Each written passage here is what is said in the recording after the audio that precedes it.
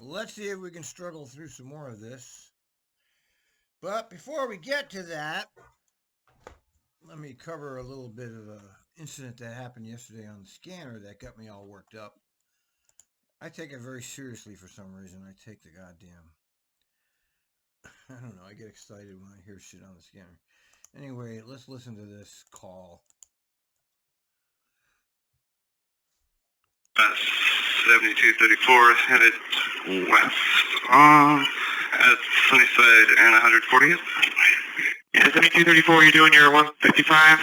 We got your priority. What's going on there? Well, I have a difficult customer on the bus. I was eating food. I told him not to. That open food and drink was not allowed on the bus multiple times. And asked him to stop or please exit the bus. He's refusing and becoming more and more difficult. And he even started crying. And I don't appreciate being talked to this way, so I'm not going anywhere till he gets off my bus. Okay. All right, we don't need to listen to any more of that because that's. Let me explain why this is a problem. First of all, nobody cares about eating on the bus, okay? People are pissing and shitting and puking on the bus, okay? So an operator that's worried about eating, there's something wrong with them, okay? Don't take this personally, although I guess it is. The chances of him hearing my comments are just about zero. So I say what I want because I know nobody actually is looking at these videos that I'm making. So I feel like I can just say what I want. And second of all, this is symptomatic of what's wrong with the transit industrial complex in this country, because what we've seen happening and what will never be covered in the media is that a driver will try to enforce some trivial ass rule, thereby provoking the riders into acting poorly, which then provokes the drivers to want to get them off the bus, which then creates this whole drama, and then it creates more people that hate bus drivers. Now, this is not some new phenomenon. This has been going on since I've been involved with buses. You always have these certain drivers are petty tyrants. They think they're some kind of powerful force, and they try to enforce these petty rules. And people don't take that nicely. People don't want to be told what to do. Now, this particular situation, this bus, it took almost an hour to resolve this situation, and the guy got off and went on another bus. Okay, he finally got off, and he just took the next bus. So, what's my point? My point is that when you hear attacks on operators, they're not coming from out of the blue. Okay, now I know this is a very unpopular thing to say, and most people won't say it, and you won't read it anywhere. But you've all heard of police brutality. Well, there's also bus driver brutality. Imagine if a cop went around enforcing every fucking single rule. Okay, there'd be no time for the police to do anything else but enforce every single rule. As we know, police do not enforce every single rule because they know better. They know better than to make an issue out of trivial shit, even though they could. And this is an ongoing problem, not just at TriMet, but everywhere. You're not going to hear about it on the media. They'll always say, what are we going to do to protect our drivers? But they don't see why some of this is happening. It's not because people hate bus drivers. A lot of this happens because bus drivers create incidents, which create violence. And this is a good example of that. And that's why I brought it up. And I got, that kind of thing perturbs me when I hear it because it's so trivial. Nobody gives a shit about eating on the bus. And you shouldn't either. Okay, but TriMet allows it. I remember the days I was working at TriMet back when you could actually tie up the whole bus for one fare evader and wait for the police to kick them off. I mean, they actually allowed that to happen. And some of these drivers did it. They made a big deal out of the $2, which is what it was at the time, including the case of Meha Poot, which is covered on my blog. Guy was 20 cents short. It turned into a whole big deal. They carried him away, but the police carried him away. Went to a mental hospital. He ended up dead. Dead. He was killed. And a mental hospital was shut down. And this all started because a bus driver was getting freaked out over 20 cents. And this is an example of that, okay? And the transit district allows it and actually encourages it. You know, you can inform people of the fares. They want you to get attacked. And some of these drivers take this shit seriously and try to enforce it. And so what ends up happening is this cycle of violence. You know, we hear it every single day on the scanner.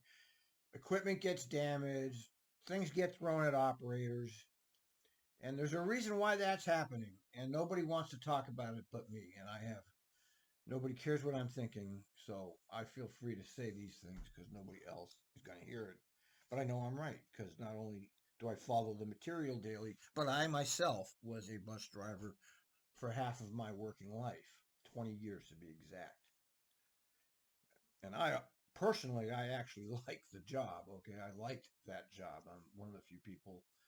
And I mean, somebody like Cindy Kassab, she likes the job. She genuinely does. There are people that like the work. Um, Not everybody hates people and seeks out to mess with people.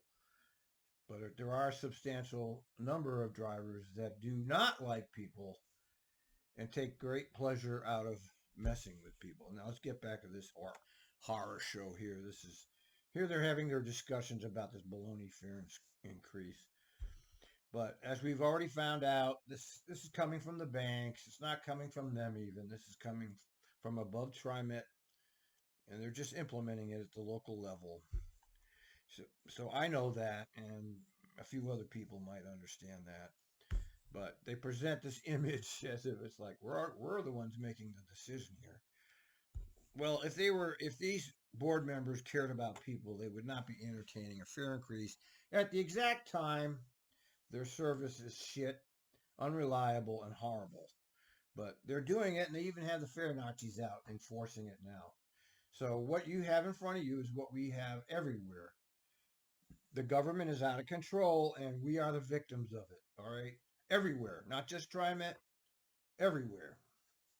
You know, the government is way overstepping its bounds, and it started a long time ago. It started with 9/11, and now we've gotten to the point where we're just about completely lost our rights, and they forced people to get injected with a shot that didn't work, and most people did it, and they ostracized the people that stood up for themselves.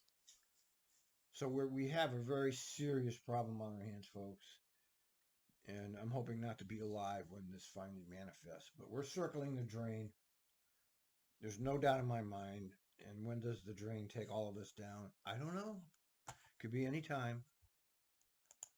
Comments. I'll just say real quickly, I do think a marketing campaign could be positive. And this is what I've been. See, they're talking about a marketing campaign. What a bunch of fools. I mean, a marketing campaign. What a marketing campaign. That is completely a waste of money. Everybody with a brain knows it. But it's a good way to do some pork barrel and waste some money on stuff that technocracy can use. It's pathetic to even think about it. There's only one thing that gets riders back: frequent, reliable service. That's it. That's it. No canceled buses, no canceled trains. You know it's going to show up within a reasonable amount of time. That's what gets people back. None of this other shit. They're lying or they're stupid. Mentioning to Sam, which is I rely on TriMet. I love TriMet. I'm proud to support it. I'm proud to pay my fare, do my share, and I do think that's. See, that they tried this campaign. All right, they've tried this before. They tried that shaming campaign. They tried that. Alan Kessler, one of my favorite Portland activists, did a whole bunch. I have all of his graphics. He did a whole bunch of graphics on this. It was classic.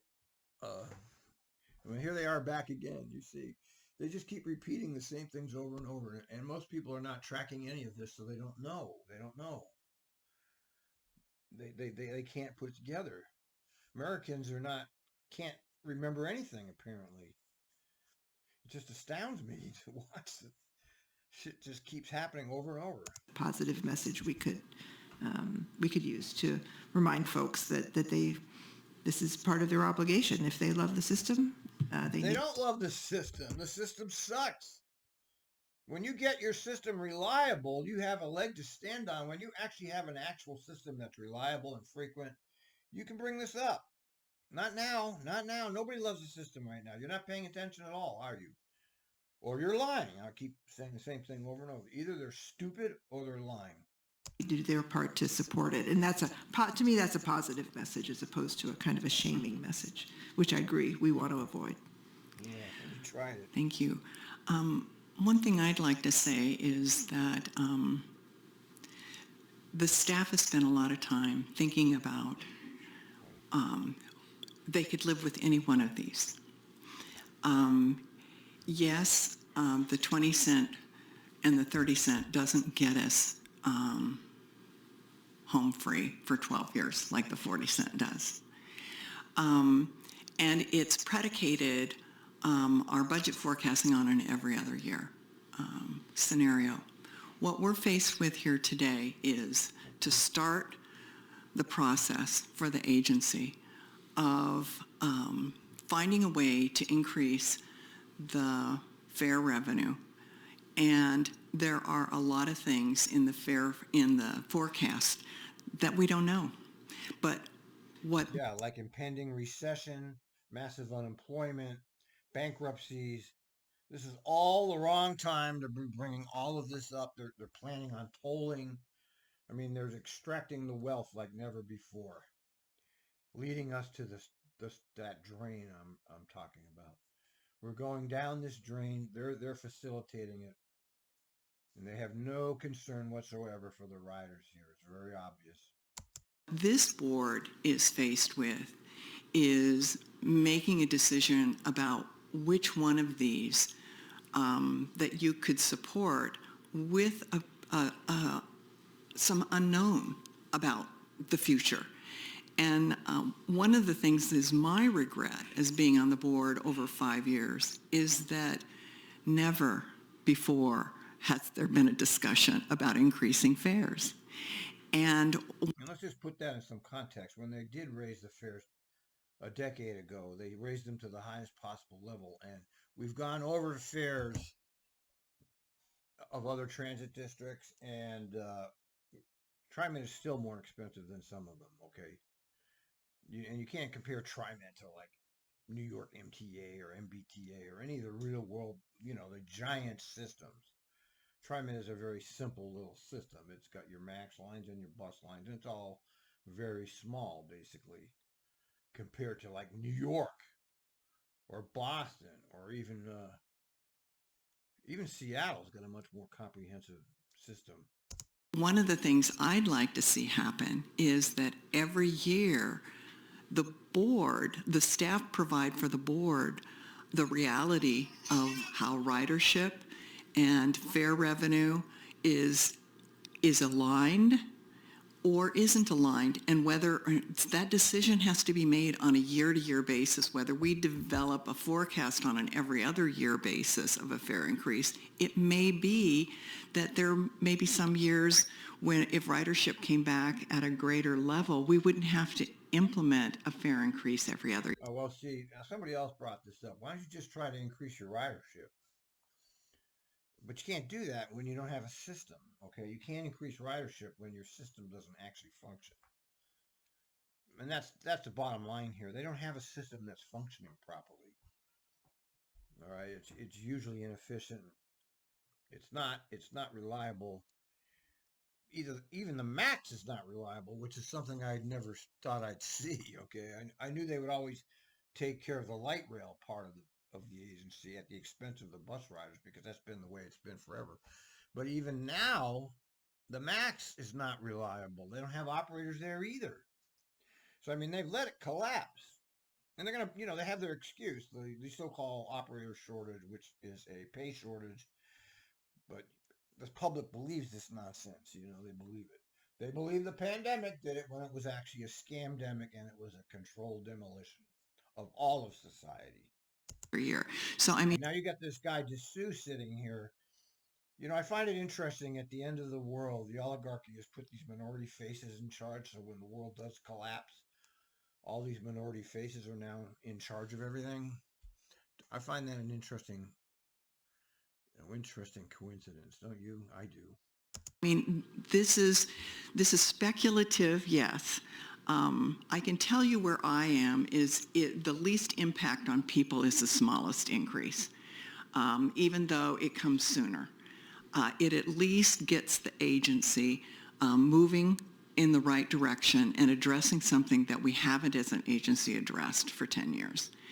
And with the understanding that every year, whoever is in the board will look at the ridership, the mitigation, what is the fare, how it relates to the revenue generated in terms of the cost of operating the agency, which hasn't happened before. So, I think for me, the decision today needs... They're very disingenuous.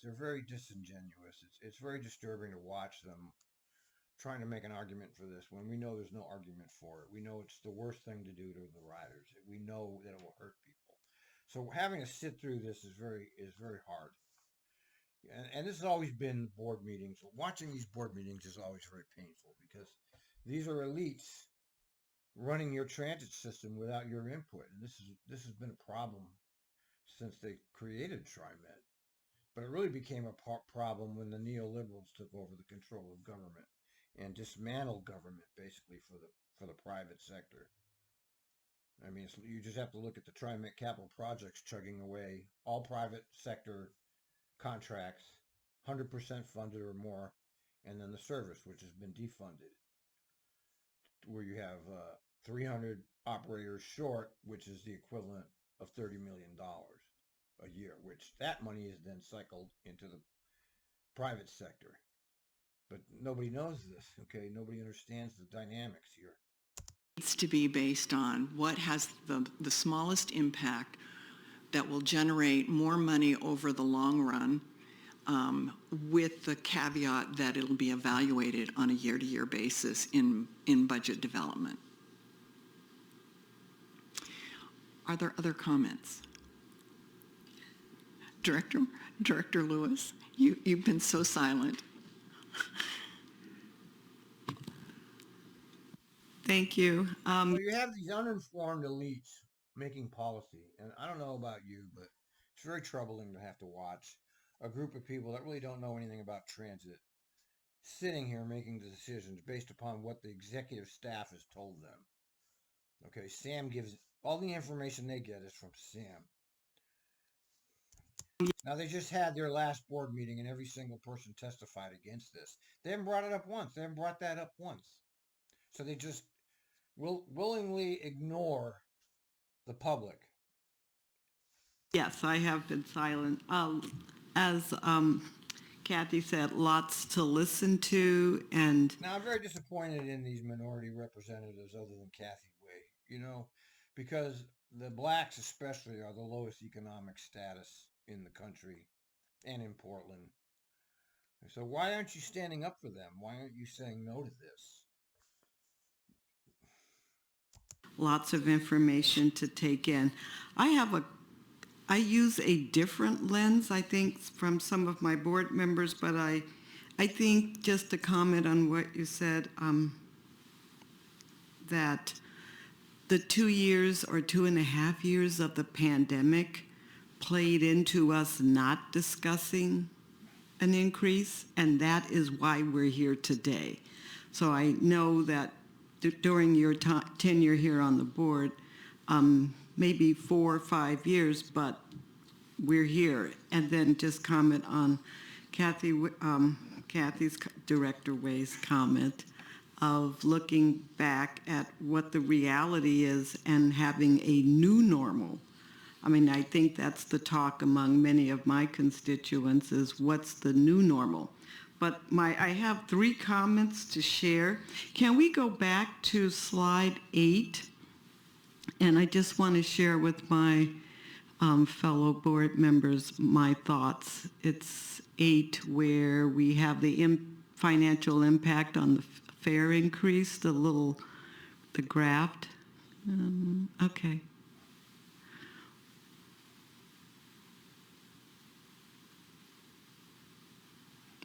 One more.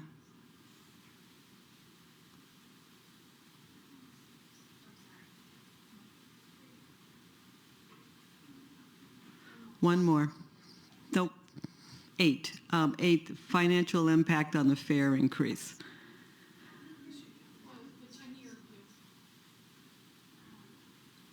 Okay, that's okay. We see it on our laptops. But anyway, what scares me and what I want to point out is the line that has our current on their adult fare increase and where we are, if we stay where we are with no increase.